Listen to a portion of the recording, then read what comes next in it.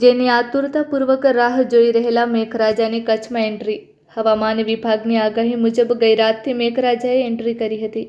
કચ્છમાં ચારે બાજુ મેઘમહેરથી લોકો, ખેડૂતો તેમજ પશુ પક્ષીઓમાં ખુશીની લહેર જામી હતી। ગઈકાલે રાત્રે 8 વાગ્યાથી ધીમી ધારે ચાલુ થતાં ધીમે ધીમે જોર વધ્યું હતું।